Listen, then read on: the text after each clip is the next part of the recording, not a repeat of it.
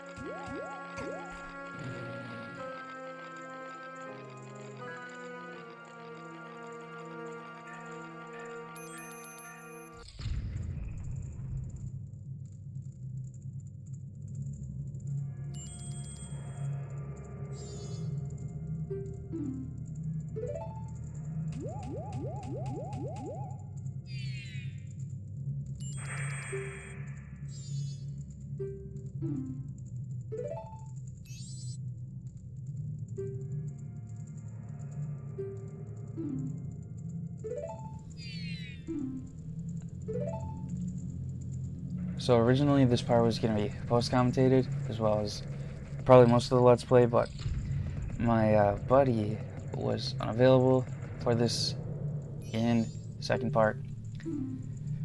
By unavailable, I'm meaning right now at this moment, so I just kind of wanted to get these first two parts uploaded, so I'm doing them by myself, but perhaps I'll be here some other time, hopefully. And this part right here, I believe, is one of the first times Link ever breaks the fourth wall. Might be the only time. I'm not sure.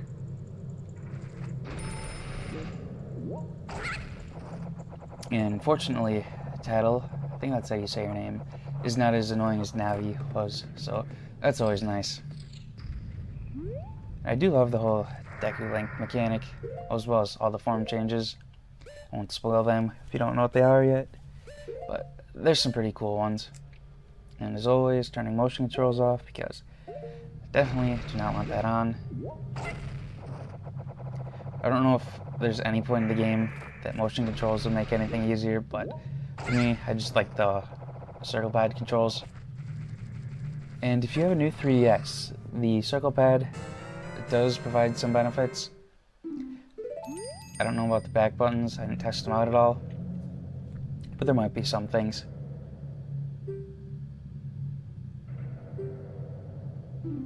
But if I recall correctly, the little circle pad thing is just for camera control, I think. Not 100% certain on that.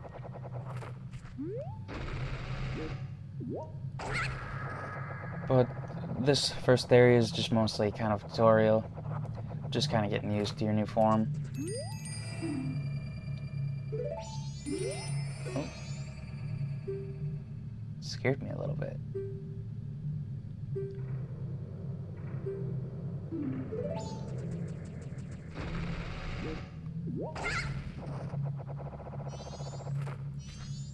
There's the sad little Deku man. There's a Deku. I'm not sure. It's one of the two.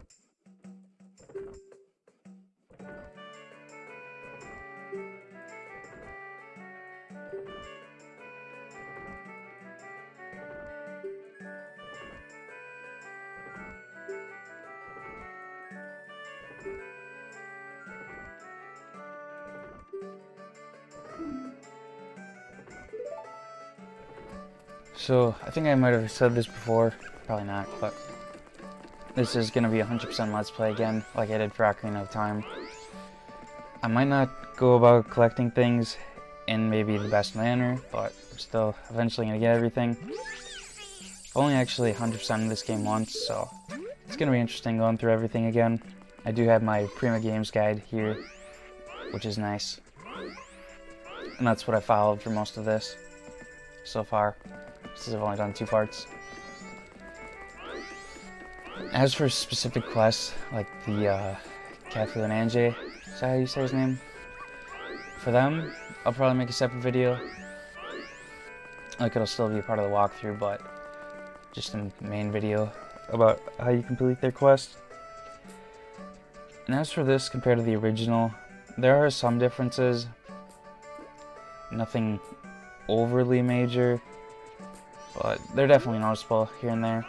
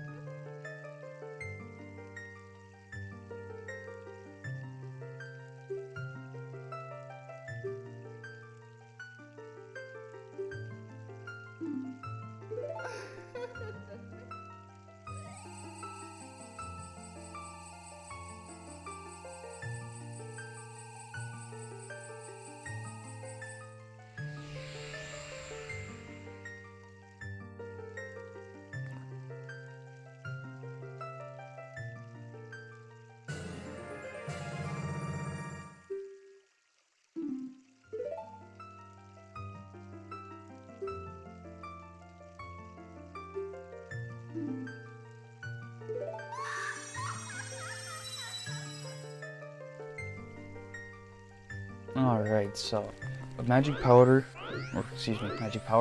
in this game, there's quite a few more things that actually make use of it, which is kind of nice, because in the first game it was mostly just your arrows and your few spells. But a lot of the forms make use of your magic power, so you kind of have to be conservative with it, because you don't want to end up with too little if there's no jars around. And there is a way to get unlimited magic power for the 3-day cycle, but that's a little bit later on. And it's pretty useful, at least I think.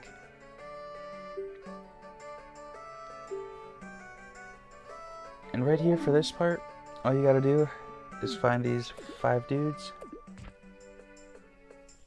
and they'll give you access to a secret little area. I'm just kidding, it's not secret, but to them it's secret, not to us.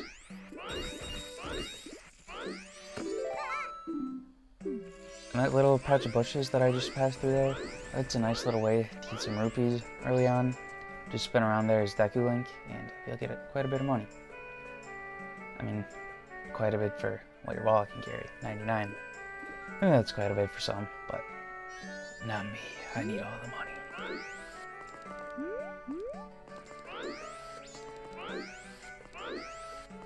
It took me a little bit to figure out where the guy was over here, but eventually I did it. And if you cross those platforms in Human Link, there's going to be 100 rupees and a treasure chest on the other side, so I'll be getting that later. And in case you didn't know this, for every time you reset the cycle of 3 days, all chests will replenish what they had, assuming they're not a main quest item or something. But things like rupees, bombs, and arrows will all replenish, which is really nice. And up here is the next bomber, which I'm looking for. And I don't know what else said about this game in the past. I know a lot of people prefer this one to Ocarina of Time. I think that's just because of the side quests, but for me it's the other way around. I like Ocarina of Time better, just because there's a lot more temples and whatnot, but to each their own, right? 2 more, and the next guy is going to be up here.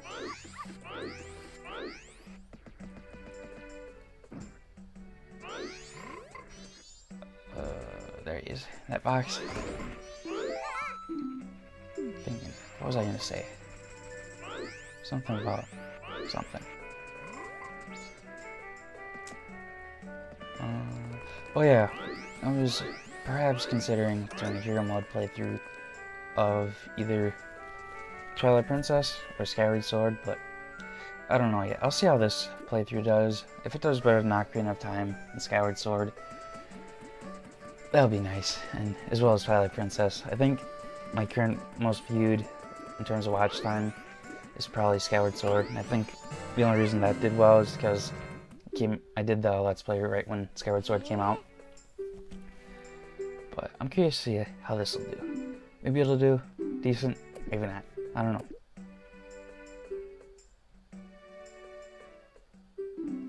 I didn't notice that dude does a little head bob when he's speaking. That's interesting. 1, 4, 2, 3, 5.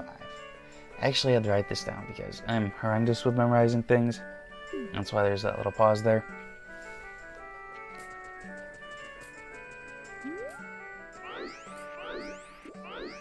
And if there's any immediate differences that I noticed between the 3DS version and the Nintendo 64 version, I'll try and point them out. For example, getting the Bomber's Notebook in the original game required that you actually had to find all the bombers again. But in this one, you get it as soon as you return to Human Link, which saves slightly a bit of time. I don't know. I'm assuming for speedruns. Well, I don't know if the Bomber's Notebook is required in speedruns, so I don't know if that even makes a difference, but possibly.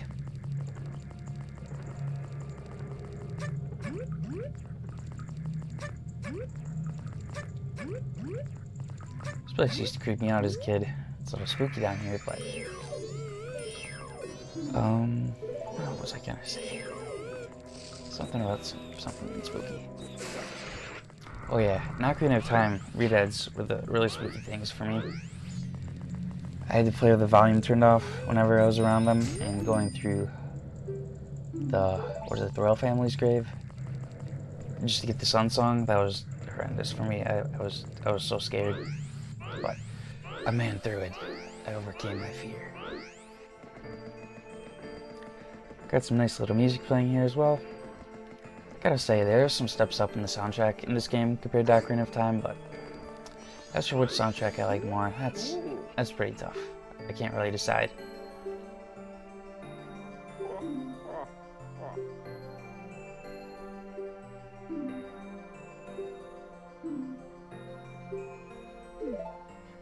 Alright, so a thing to note about here, just a little fun fact, that if you look at Skull Kid on day 3, instead of doing his little dance he does, he just keeps twitching, which is a little creepy, I must say, but I guess that was their goal of this game.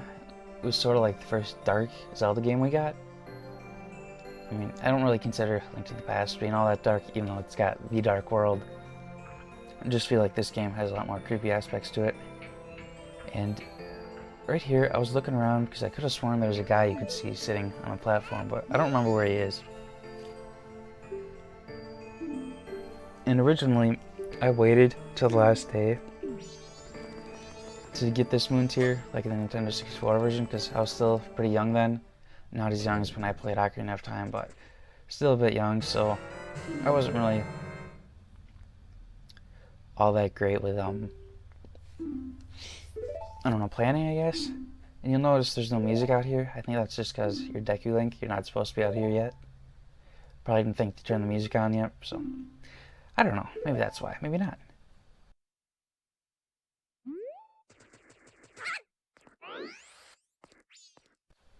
So if you want to get back to Human Link as fast as possible, what you're going to want to do is first, like, do what I've done, get the moon tier, and then you're going to want to go to, I believe, I don't know what it's called. It's the shop with all of your items that you can get in it.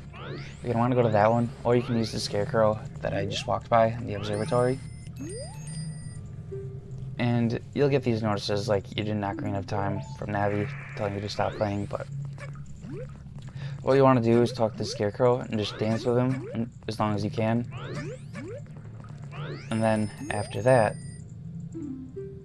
I forgot how many times she kept annoying me. Okay, I guess in some aspects she is as annoying as Navi, so I take that back. She is annoying. But there's 2 heart pieces you can get in this first playthrough. First 3-day cycle, I should say. And one of them is directly from the Deku flower, which is right over there. What you're gonna do is use that, and that's how you get up to the platform to get to the whole clock tower-y thing. And your first heart piece is gonna be up there, as well as there's another one as soon as you get the deed from this guy. There's a guy who fell in a toilet in the hotel, and you can talk to him at midnight. I think it's midnight on the 3rd day.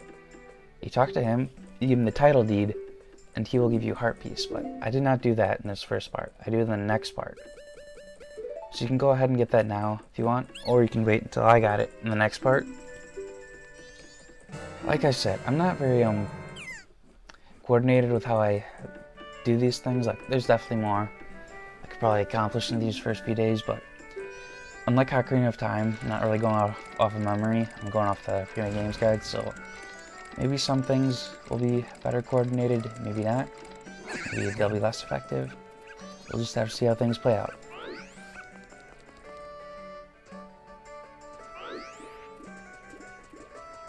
So for this shop right here, the Curiosity Shop, there's something pretty interesting you can get later on. But to speed up things, just keep dancing with the Scarecrow. And, well, you'll be on the last night.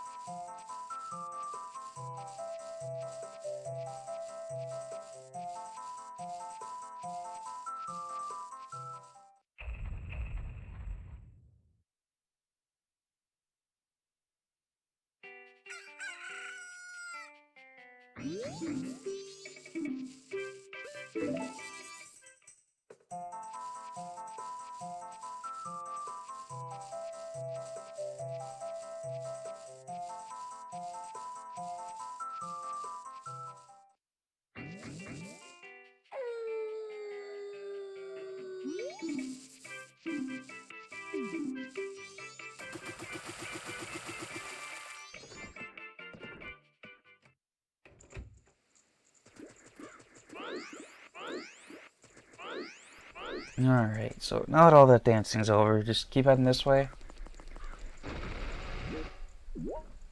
And I know I said it was midnight. It might not be midnight. It might be 6 on the last day that you can go to the hotel.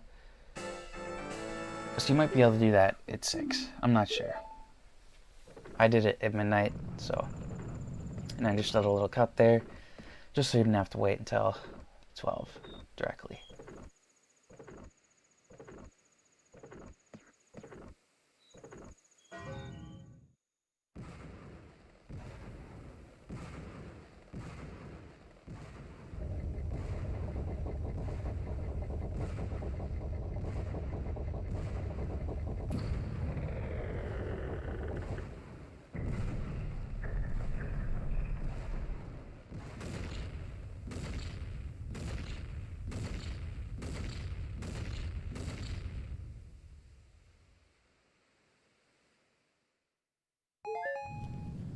And now you get a nice up-close view of the moon, who wants to crash into Termina for some reason. I wonder if the crash would affect Hyrule. I don't think so, because they seem to be like in some sort of different dimensions from each other, so I don't know how that all works. I also don't know how Link gets back to Hyrule.